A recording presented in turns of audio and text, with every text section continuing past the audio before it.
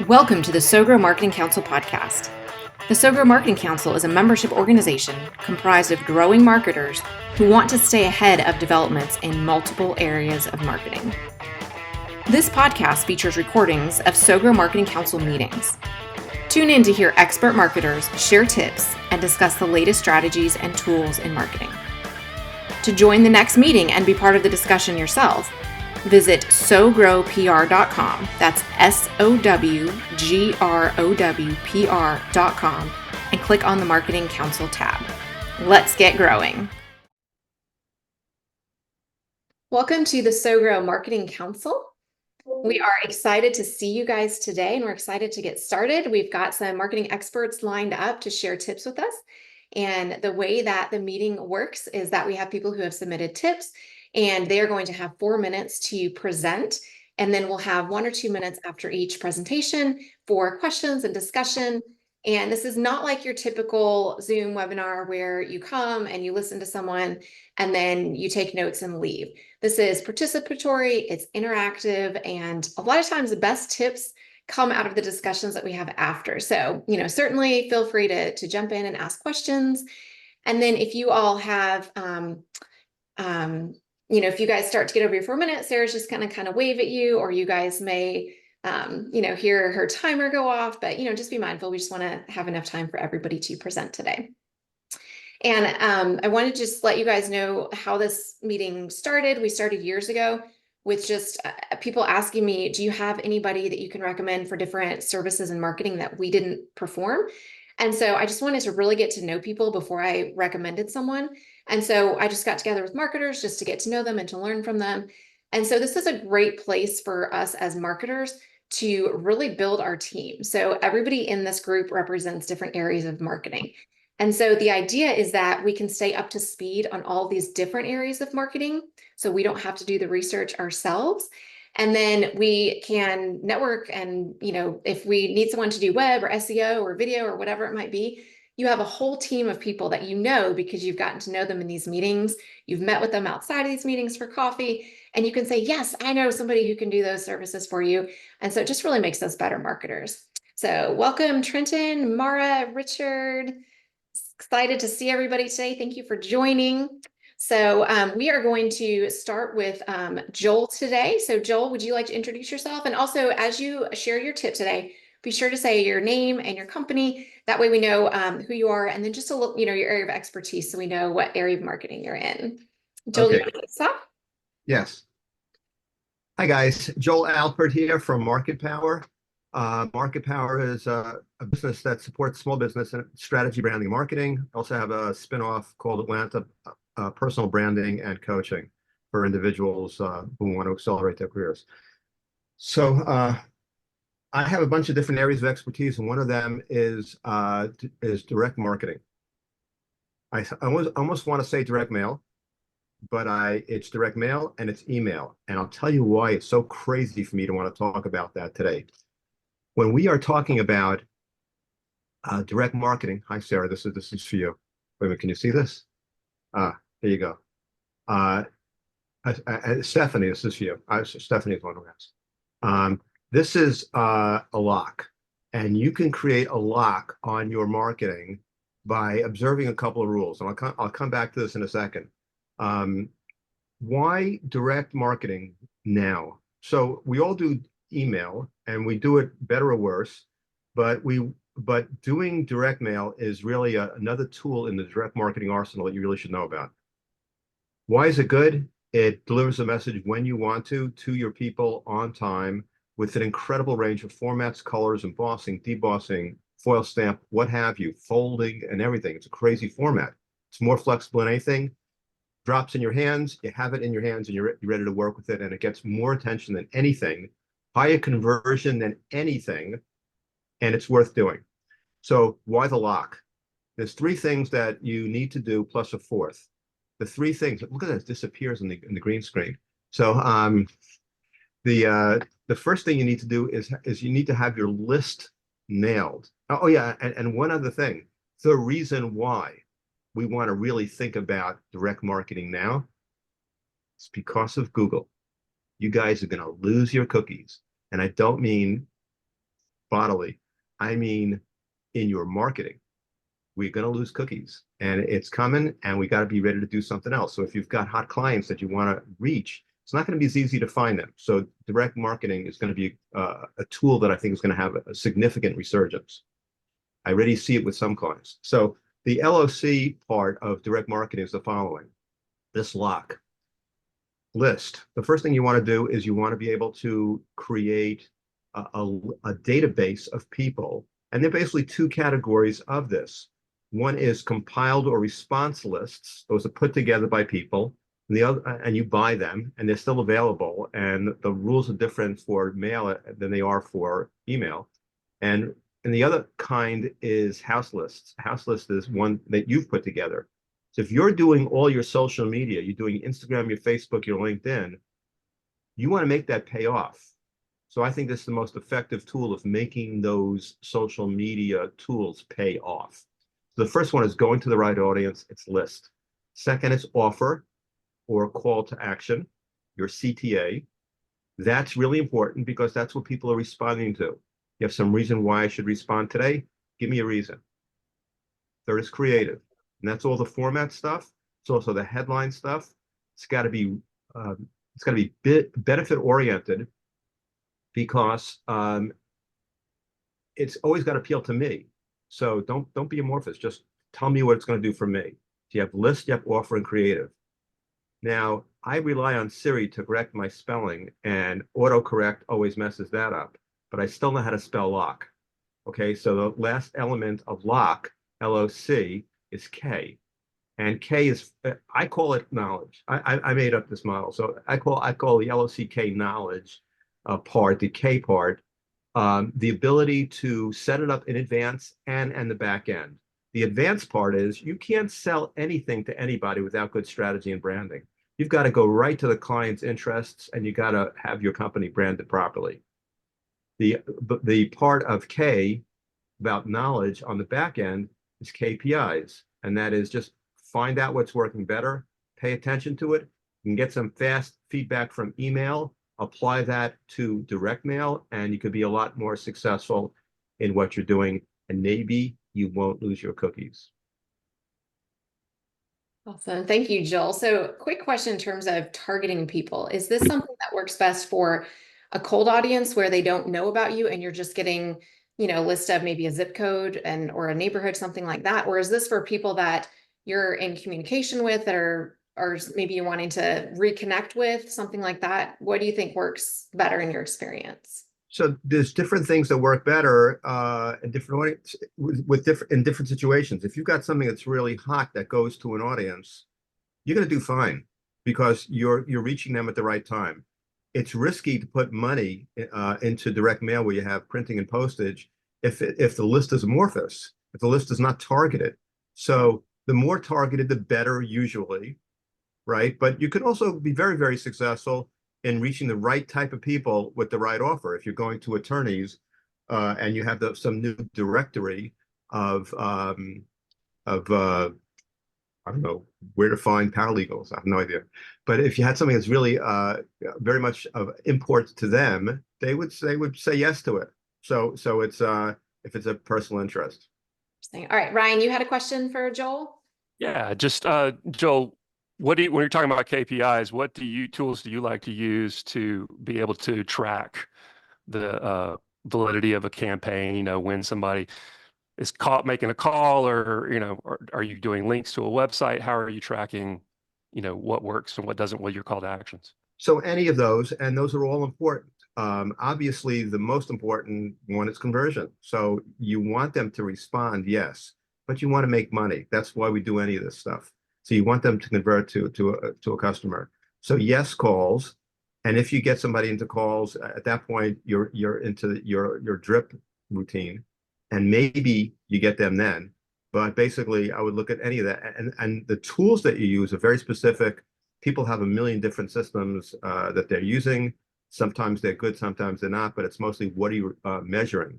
One of the most important things to know is take advantage of your house list.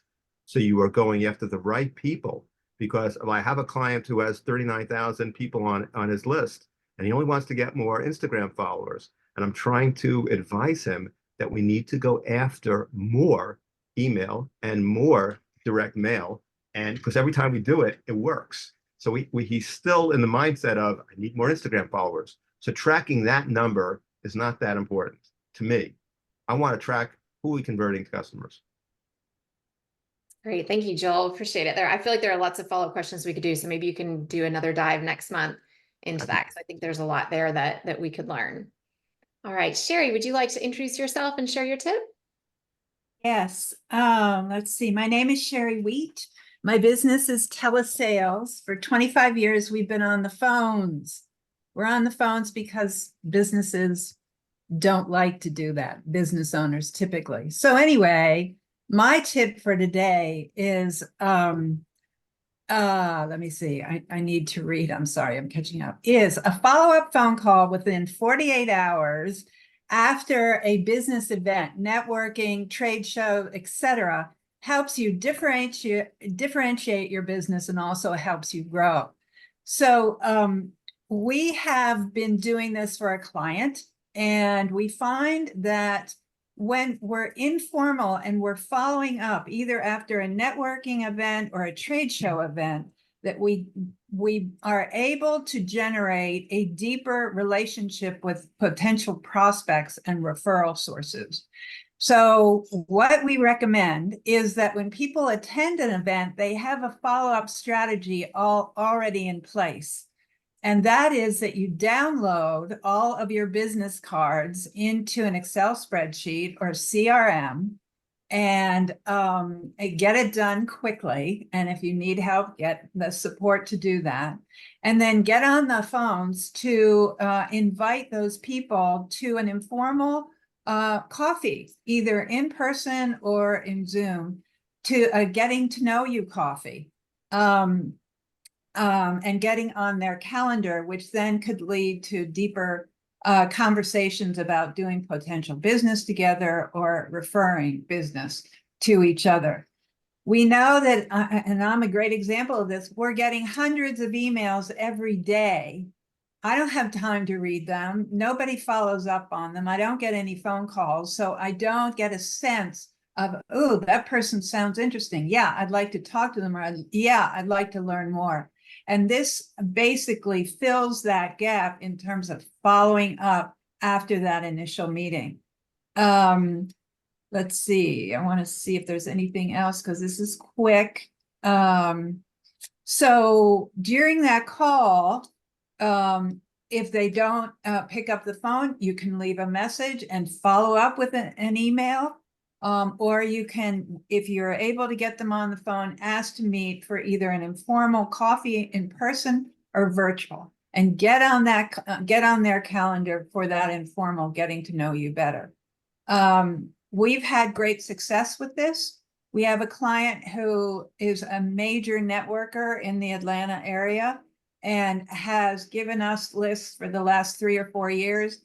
We've generated 1,300 to 1,400 appointments for her in the last 3 or 4 years. So it's simple, it's easy. And I think to your point, Joel, with things changing with Google, it's a great strategy to keep in place, and it differentiates you from everybody else that's not doing it. That's me. Thank you, Sherry. It's so interesting. I'm seeing a theme here where a lot of these marketing tactics that we used decades ago seem to be coming back and seem to be integrating with all of the digital communication that we're doing. So has anybody else noticed that? It's really interesting. Sure. So any other thoughts or questions for Sherry? Well, I think it's like, it's I got a interesting question because for Sherry. there's, oh, go ahead, Trenton. No, Trenton, go ahead. Well, I was going to say, Sherry, now that, you're doing and doing the phone and voicemail, are you all going to start integrating text messages in those follow-up as well? Have you seen something? We're not doing text. We're doing the old-fashioned, I'm aware of texts and I get them. We haven't tested that yet, Trenton. That's a good question. I think text is so important because we all look at our text messages, right? It's easy to ignore an email, but once you get a text, I hate that unread. Everybody hates it, Yeah. right? We all click through it. So I think that would be something definitely to look into. Sherry, Yeah, quick Yeah. question. Is there anything particular that you do on that call? Anything particular that you think that you need to say in that follow-up call? Obviously, you've met somebody somewhere, right? And I can make up what I think you might say, but I was wondering if you have thought about what you might say. Well, we always want to refer back to where we met them and maybe refer back to a conversation that we had with them. If we didn't talk to them, but we were at the same event and we got their business card, we definitely want to refer to and maybe say, you know, I'm sorry I didn't get to talk to you, but I'd like to follow up. I'd like to learn more about your business, et cetera, and start from that place of not knowing. So it's just referring back to what happened during that event. That's That's great. my favorite subject, not knowing. Really is. Yeah, it's a good thing to know. You're too assumptive. Well, and I've gotten fascinated by my ignorance in the last few years. It's like, wow, I don't know anything. The I famous used to- vintage phrase. I used to be a No. know-it-all, not anymore. You guys are all invited to the next meeting of the Ignorance Club. It's on Thursday at 4. Awesome. All right. So next up is Ryan, and then we'll go to Dan. Hey, everybody. I'm Ryan Williams, president of WebSuasion. We provide white label marketing services for branding agencies and marketing agencies and fractional marketing services for small and mid-market businesses. And I kind of specialize in SEO. So I'm going to be talking today about keyword research and positioning.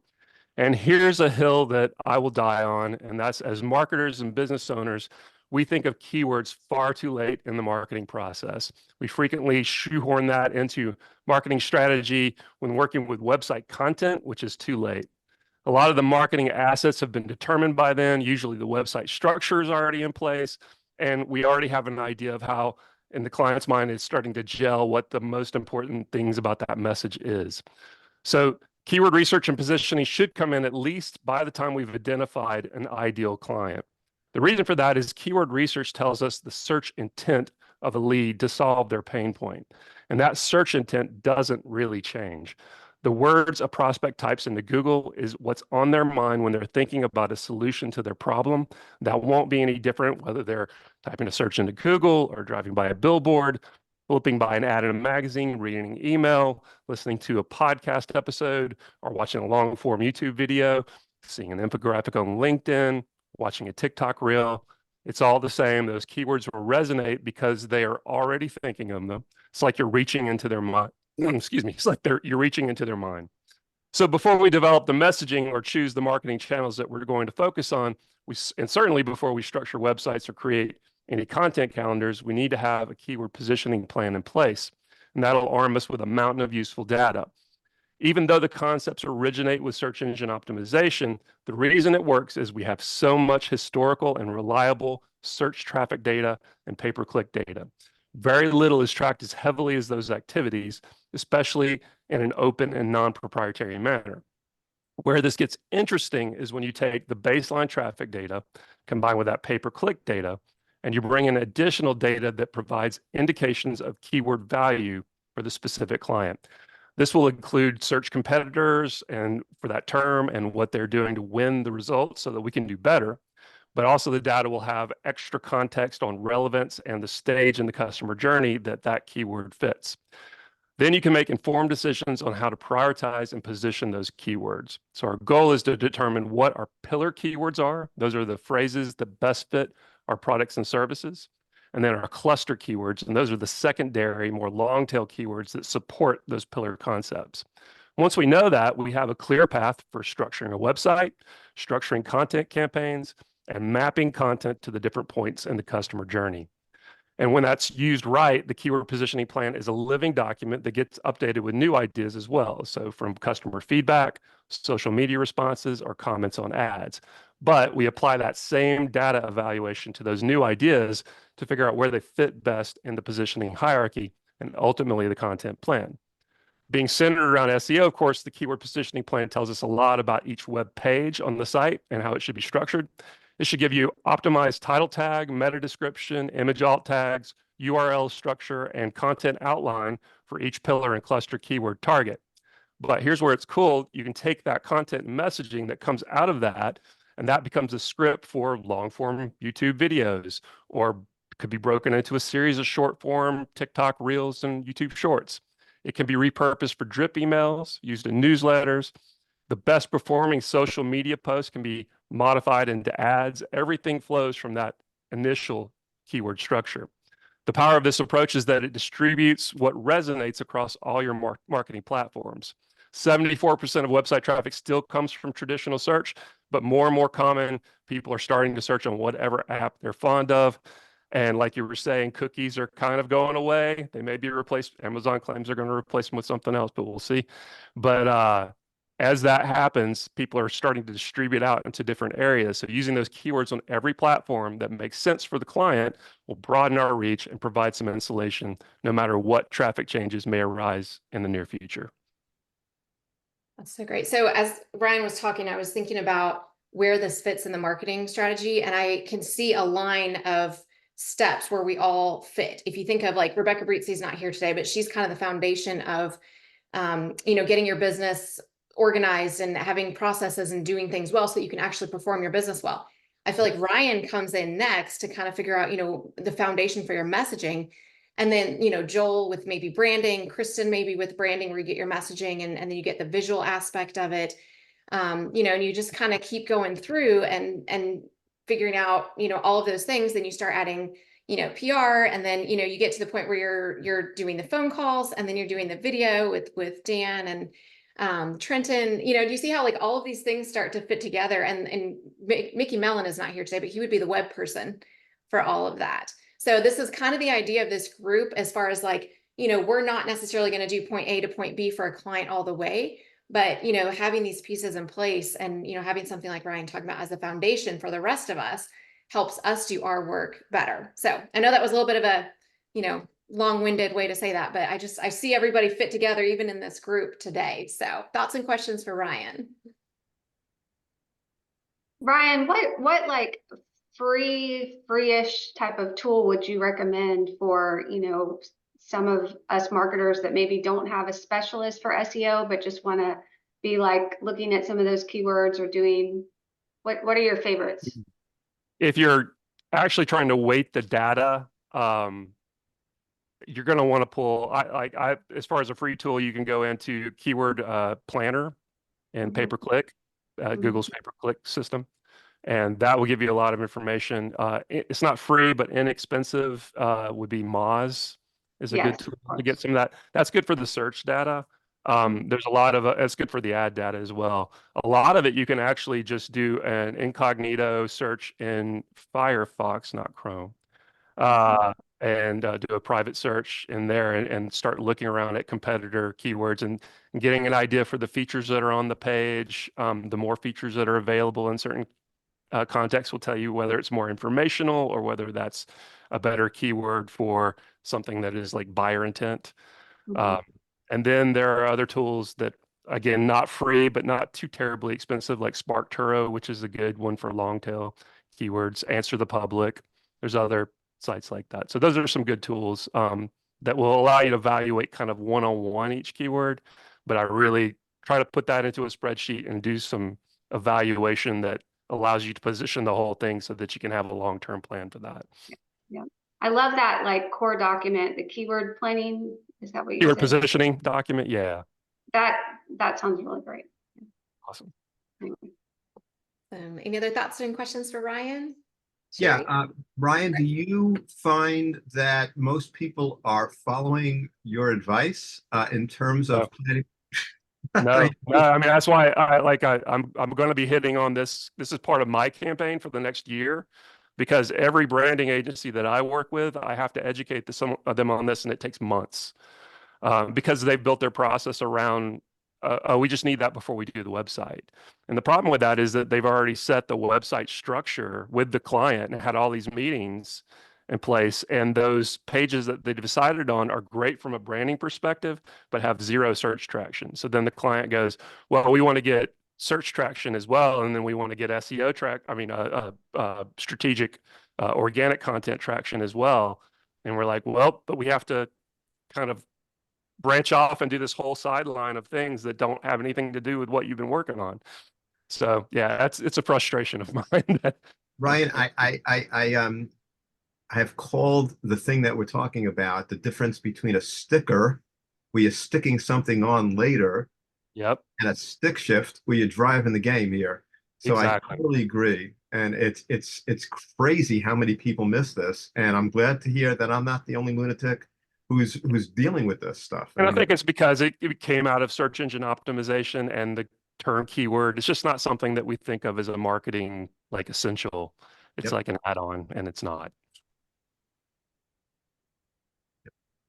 Great. I think somebody else had a question for Ryan. Was it you, Sherry? Mhm. Anybody else have a question or thought for Ryan? All right, we'll jump to Dan. Dan, would you like to introduce yourself and share your tip today? Yeah, I do have a couple slides if that's still okay. Great. Yeah. Share that now. And I do want to piggyback on what Ryan said as well. So much in the video industry is like, hey, 85% of what makes anything, a film, a documentary, a video great is the work you put in before you ever hit record. So I feel you on that. Obligatory bio slide. I'm the founder of Video for Entrepreneurs. We help entrepreneurs and professionals learn how to look and sound great on camera. In a past life, I worked with a lot of big organizations, but I was unfulfilled by that. And I wanted to start helping those who film themselves get kind of a level playing field. So I do a workshop all the time called The Real Power of Video. And I figured I would take a little excerpt from that today and have a little fun with it. So this is something I like to call the 3 stages of trust. And this is what you can earn through having video online. And oftentimes we've heard know, like, and trust. That gets tossed around a lot. It has for years. I like to think about it in a little bit of a different arrangement, which is trust, know, and like. And in this, I think kind of like dating. So the first thing you have to do is trust. You have to trust your cousin to set you up on that blind date and not pick someone who's crazy. You have to trust that great conversation maybe that you had with a cute stranger at the art gallery. You have to trust the app that you might be swiping right on. And then you meet with someone and you get to know them. You get to know them over time. And it's only after these things happen that you actually decide, do I like this person or not? Now that I've spent some time and gotten to know them. And what's cool about video is not only can people get to trust, then get to know through watching multiple videos and possibly become a fan or an audience member or a customer, but they can hopefully do this while you're sleeping because you've taken the time to create a great piece of video content. The next stage, I don't have a better name for it, so I've always called it micro fame. This is a really interesting phenomenon where just being on screen in front of someone starts to build this kind of like, oh, I've seen your YouTube videos, or like, oh man, you got videos out all the time, or every once in a while I still get someone who's like kind of rattled a little bit when we get on a one-on-one call because they've seen my videos and there's some kind of little bit of micro fame there. And it's not necessarily fame in the sense of famous. It's more of that understanding because I've seen in repetition your work and I trust, know, and like you. And then the last thing that kind of comes in, I always imagine in a humorous way, someone with some Cheeto dust on their hoodie on a Sunday because they got the day off from work, you know, and maybe they've been watching a couple of your videos. And then they do meet you in real life. They meet you for coffee, they meet you on a Zoom call, whatever it may be. I call this one seal the deal. If you are the way that you were in your videos, in your tutorials, in your community, or in your course, when you are in person with someone in real life, that really locks in that trust that we've taken all this time to build through video. And that's kind of just a fun little journey through what can be happening through having great video content out there. And hopefully, like I said, this is happening while you're sleeping. It's great, Dan. It's so interesting where you talk about microfame because everybody wants, 10 million followers, but sometimes that one-on-one microfame is really important. I know we just picked a company to work with, and one of the reasons is they sent an email and there was an email message in there with a video of the person I was going to be working with, and I was like, okay, I'm done. Like, let's just move on. And it really did help create that connection versus the other companies I was getting estimates from. I had zero connection from them. And so it really can matter even on that small scale, just in that personal interaction. Absolutely. Yeah, I was thinking about it earlier with the follow-up phone call, not to take away from that, because I think that's a great place to be because, like you said, no one's doing it. But I send follow-up videos often after in-person networking. I don't send them to everyone. I only send them to people I've had a connection with. And I'll say, hey, Jenny, it was great to meet you. We talked about beagle puppies because my grandpa used to raise them, when I was a kid and da da da. Anyway, great to meet you. Here's my information. Just wanted to say hi. I always get responses to the things that are like, you took the time to make a video, even though in my world, it's the fastest way for me to communicate. So really impactful. Right, absolutely. Ryan, did you have a thought or question for Dan? For a thought, really, Dan, I totally agree with everything you said. One of the things that I've noticed is that when somebody has come in from a video that they've seen me on, that's almost, and it's almost guaranteed that we're going to close that day. Whereas if it's a cold thing, usually we're talking 2 or 3 different Zoom meetings to get to a close on something like that. So it definitely jumps a lot of those stages and kind of gets people comfortable. So absolutely agree. Yeah. Yeah, it is exciting. I still sometimes, because I have a YouTube channel, and even though it is educational, there's a little bit of entertainment, kind of tied throughout, get on calls that come from that direction. And I've had people like, I can't believe I'm on a call with you. And I'm like, I'm a dude from Texas. Like, it ain't no big deal, But there is just that little bit of psychological kind of grab that you can have when you put out great video. And I know, Anita, you're taking advantage of this because I saw on LinkedIn that part of your strategy this year is to do podcast interviews, which are usually videos now. So are you finding that people are connecting with you more now that they're seeing your face and hearing your voice? Absolutely. And that's why I've got to run right now because I have a podcast Oh in no. 25 minutes. Absolutely. Yes, absolutely.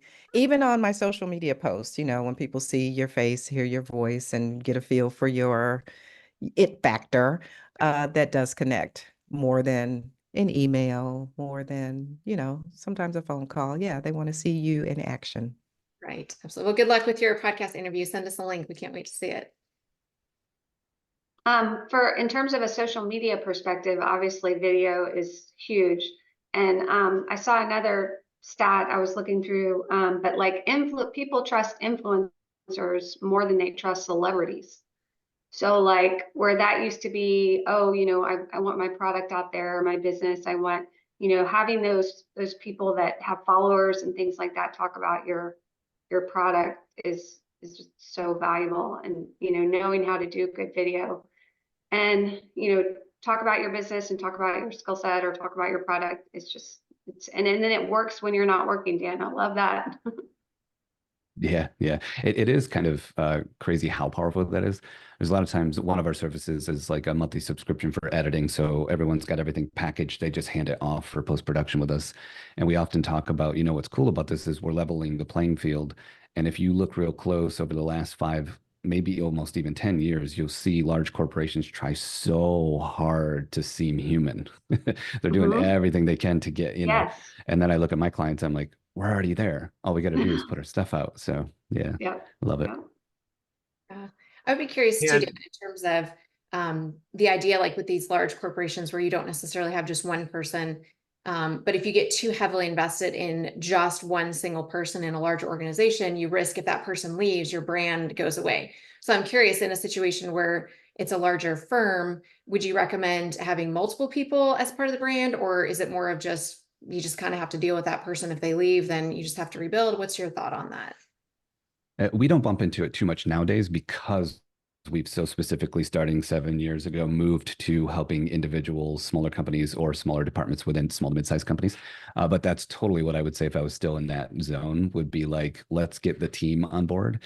And usually the person who's like, I can never make video, no, don't worry about me, guys, is probably the one that we're going to resonate with the most. So yeah, I love that thought of mix it up. And it also is something I use to, again, try and encourage people that I work with is like, you are the face of your business, especially if it's just you and a couple team members or whatever. So like take advantage of the fact that it is you and that's okay. And if you go away, that means the business is gone. So, let's go all in. Right. We have some companies that their CEO is a little bit reluctant to be public, and we can't even get a bio out for him. I mean, he's just like this very not wanting to be out there. And we just talk about how that's so detrimental because you just need a face for the company. So we've had to, get other people out to be the face. Yeah. But I always imagine like, yeah. the silhouette and the garbled voice, the sound Right. like at Exactly. least That's put what we're that like. out. We're like, you're not even on LinkedIn. Like, well, you've got to get out there. And so we've just had to basically put, somebody else out there because you can't have a company with no face. And it's just, there's no credibility there. Awesome. Well, great tips. Well, good. Okay. So I'm going to switch gears a little bit and we're going to talk about public relations. My name is Stephanie Richards. My company is So Grow Public Relations, and we focus on B2B public relations. And I work with Sarah. I'm so grateful to have Sarah on board. So we do a lot of different areas of PR, but one thing that we've come up with in the last little bit is I keep having people ask us for quotes to do what I would call short-term PR. And there are benefits to short-term PR, but there are really some downfalls to short-term PR that I want to talk about today. So when we think of marketing and public relations, I'm sure you guys would all agree that most marketing, you get the biggest benefit by doing it long-term. Generally speaking, you want a long-term strategy, you want to be able to invest in it and invest in it over time. We keep getting calls for somebody that's saying, we have an event coming up and we need some public relations around this event, or, we're doing some sort of, we're moving to a new building and there's something around that that's timely, but they haven't really done public relations before that. And they're not really planning to do public relations after that per se. And so I think of it in terms of the stock market. It's almost like investing. So if you jump in and want to just do short-term investing, you're maybe going to win some, you're maybe going to lose some, but it's really high risk, possibly low reward. You could lose everything. If you jump in and do short-term public relations, there's a high cost to it because if you're starting with a company you've never worked with, then you have to figure out their messaging. You have to figure out, what connections do they have, if any. If they don't have any connections, you're basically starting from zero to build those connections.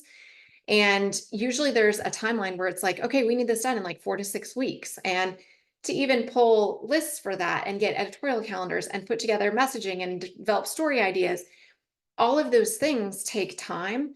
And so if you're doing something like a product launch, or if you're doing something like a seasonal promotion, or if you're doing something like an event that's coming up, the best strategy is to have public relations in place and have all those foundational pieces in place, like we were talking about.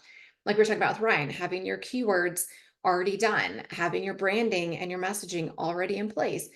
And if you've worked with a PR company for a while, it's easy to jump in and just do those little bursts of additional activity to promote something specific. You can basically slate it into what you're already doing, and that's the focus for that month. You've already got the relationships built. You've already got the media list and you've already got coverage in those areas. So it's just a matter of reaching out to those editors versus doing something cold and you just don't have those connections yet. So again, if you're thinking short-term PR, somebody's saying, I've got this event or I've got this product promotion that I just need to get out there and we need to do it in 4 to 6 weeks. Usually public relations is not going to be the best option for them. They really need to have a long-term strategy. And there even can be damage because let's say you go out there and you do this big campaign for 4 to 6 weeks. Again, it's high investment, but you may not have your messaging down and you may go out there and create all this buzz. And then if everything falls off after that, it really is not going to have a long-term benefit. And it can even backfire if you're going out there with the wrong message. So again, this just keeps coming up. And so I had this conversation with someone the other day and just was walking through. So again, think of it like long-term investing. You do a little bit at a time. The tortoise wins over the hare in public relations. And so, these short-term things, if you have a client that's like, hey, we just need some short-term PR, it's probably not going to be the best thing. Maybe they could do some advertising. They may get more bang for their buck with that. It's particularly if it's something like a conference that they're trying to get attendees to. Because again, PR takes time. Even to get something published in a trade publication can take anywhere from 4 weeks to 6 months sometimes. So, the return on that, a lot of times you're going to miss that window if you're trying to go for a really, really short-term window. So that's my soapbox today. Any thoughts or questions? Yes, Dan? So this is where I get to sit in the seat where a lot of times people are sitting with me and I'm like, video's not that bad, trust me. I look at PR and I'm like, oh, what a mountain, right? Do you have any tips? Because for someone on the outside, PR can feel so much like an all-in thing. Like you're saying, we got to think this far out. We got to put all this together. We got to run it for a certain amount of time. Are there any best practices that you can be doing, even if it's not official PR? for people to be able to, know what you're up to, kind of keep up and that sort of thing. Hopefully that makes sense. Yeah, absolutely. I mean, so PR there are lots of facets to public relations, and it's not just media relations. You can think of speaking engagements. Those are a great opportunity to get in front of your audience. And I actually think PR is really an umbrella for a lot of marketing. I feel like it's really the top level where it's really about your brand reputation, and all of marketing falls under that. So, a lot of other areas like awards, we even feel like social media is a public relations part of marketing. So there's a lot of different areas that you can get out there. And really, I would say get your messaging down, get your branding down. And then once you have a solid foundation, start to look at the market and think, what do I bring to the market? What can I offer to the market that's educational and informational? Stop thinking like it's an ad for your company. Start thinking in terms of, like, let's say you're a trainer and you're trying to train people on something that relates to your business. Go out there with that information and pick maybe 2 or 3 of the publications in that industry that you're trying to reach. Get familiar with them, read their editorial calendars, and then see if you can come up with a story that would fit in some of the categories that they're working in, and send them a story idea. And you can even write a thought leadership article that's educational and non-promotional, but something that fits the style that they have. And just say, I saw you're covering this topic. Let's say they're covering video in October. Just wanted to see if you might be interested in this article. It's unpublished.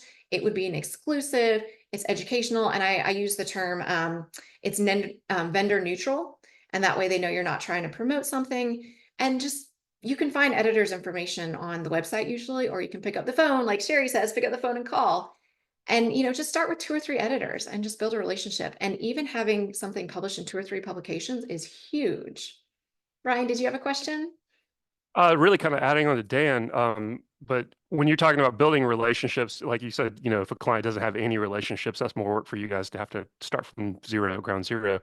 So what can we do specifically? You kind of talked about it a little bit, but I was wondering if like sites like Quoted and things like that, to where you're getting backlinks from publications in exchange for quotes on experience and stuff like that.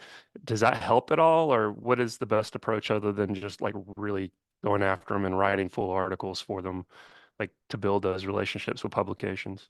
Yeah, even doing things like Anita is doing with podcast interviews, or it doesn't necessarily have to be a full-blown trade publication, which they're actually more accessible than people think. There's usually a small staff. It's usually an editor and a few people. So it's not like trying to get into Time magazine. So don't be afraid of them. But even like industry blog posts or, influencers, there's some other opportunities too that may feel a little more accessible. There are websites out there that you can just post your own content. So let's say you have a blog post. I think there's one, Sarah, you probably know, it's like business to community. There's just some out there where you can just post your own content, and that's fine. I don't think the backlinks are necessarily as valuable as something like a trade publication, but it can certainly help you get out there. What we don't typically recommend is the pay to play PR. And I actually did a tip on that. I think it was a month or 2 ago. So it's on our forum on the SoGo Marketing Council website that you guys can check out. But if you're paying to have an article published, that's fine, but you just have to realize it's really advertising, and it doesn't have the same weight as public relations. Does that answer your question? Yeah. Awesome. Any other thoughts or questions before we wrap up? Oh, hi, Virginia. I saw you logged on. Hey, Virginia, I believe you had a tip today. Is that correct? Yes, if you have Okay. the time, that would be great. Great. Yeah. Yes. So introduce yourself, share your tip. That would be great. Excellent. Thank you. Yeah. So for today, I want to share an example of how you can use relational capital and marketing and how they connect with each other. So if you have 3 examples, right? So say you have a coaching client who has a $10,000 package, or say you have a business-to-business company who has a $500,000 client, or say you have a promotion that is going to give you, I don't know, $50,000 in sales. Okay. So in these 3 areas, right, there is a potential, right, within those particular marketplaces, so whether it's something smaller or something bigger, right? If you think about it, right, a lot of our metrics in marketing are what I would call vanity metrics, right? Do you have 1 million followers, 300,000 followers? whatever, right? And then you can be like, okay, I'm going to do a TED Talk and be in front of like, I don't know how many people, and I'm going to have 350,000 views, blah, right? But then are those people actually my ideal clients, or am I just getting a vanity 350,000 people saw my thing? And now I have to do all this stuff that like I didn't even have to do before of having to manage these people, right? So we look at relational metrics, right? And we look about marketing activities. If you think about a client who has a $500,000 project or potential client, or if you think about somebody who has a $10,000 client or a $50,000 client, more likely are not going to be buying through a social media ad or through a social media post. They're going to be buying through a relationship building activity and a loyal building activity. So what I, really recommend to companies, organizations, and people is to have a relational matrix where, okay, you have your vanity things that maybe your client wants, so social media posts, whatever. You have your speaking awareness things that you do, but then also a place where you have your relationship building activities, which is maybe an award that your company creates for that industry, maybe a relationship, but a really key influencer with that industry, maybe a story around that influencer, and a story that is cross-pollinated with different decision makers. So that decision maker actually helps you influence the other decision maker. And most of those activities, what I've noticed is that I don't notice anybody talking about that. And I help create a multi-million-dollar brand with those activities. And they're almost like overlooked because it's almost like the person is sitting there. And if you send them a gift or whatever, or an article, then you feel that you have done that job. And a lot of times those works or relationships are given to the salespeople, but the salesperson is really focused on creating a sale, but not nurturing a relationship. And I feel like that's where marketing comes to become really, really important. So that's my tip. That's so good. We run into that a lot with public relations where, we tell our clients, you're probably not going to sell your service over social media because it's $100,000 to engage with you. But you need to be out there because you need to be visible. And then it's the other things that you were talking about that actually it's the sales team and the relationship where the sales come in the door. You still need the social media, but you're not going to have someone click a button from LinkedIn and give you $100,000. It's a piece of it. It's a small piece of it. So I totally agree with that. And I'm going to pause for 1 second. We'll get back to Virginia's questions. Richard, thank you for posting your information in the chat. I forgot to mention that. You guys go ahead and put your contact information in the chat. And I suggest you guys grab each other's contact information, meet for coffee, meet for Zoom. Thank you, Richard, for doing that. I forgot to mention that at the beginning, but yeah, everybody go ahead and put your information in the chat. All right, thoughts and questions for Virginia. I love the relationship metric that she talked about.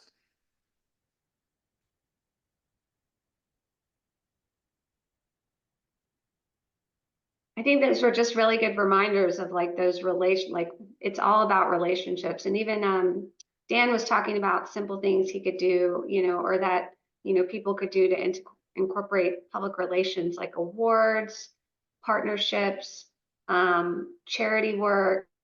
We've had a lot of success with setting up different things where you're giving back to the community in a way, and the media coverage follows it, right? Like for those clients. So like, those type of altruistic or, collaborative things are so important.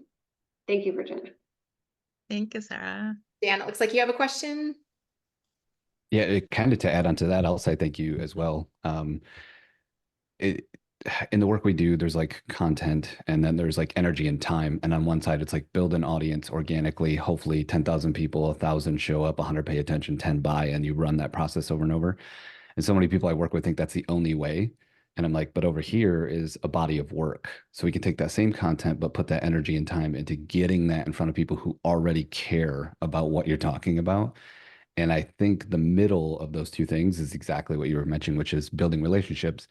And that stuff's not easy. It's not automated. It's hard and unsexy. And that's why I love that kind of work. So thank you for sharing. Thank you, Dan. And yeah, so important what you're sharing. And I feel like if we just look at the warm audience and we put a lot of effort into that. I feel like we put so much effort in the cold items instead of the warm audience. And like, if we just move our energy, yeah, somebody does the cold thing and whatever. But I think the problem is I think we put so much energy in the cold where our most valuable closing energy is in the warm, and then somebody else can do the cold for us. And I feel like people just thought about it differently. I think that will have better results. That's great. It's good conversation. I am going to wrap us up. Thank you for listening to the SoGrow Marketing Council podcast. Want to be part of our next meeting? Visit sogrowpr.com. That's SOWGROWPR.com and click on the Marketing Council tab to sign up for our next event. Until next time, keep growing.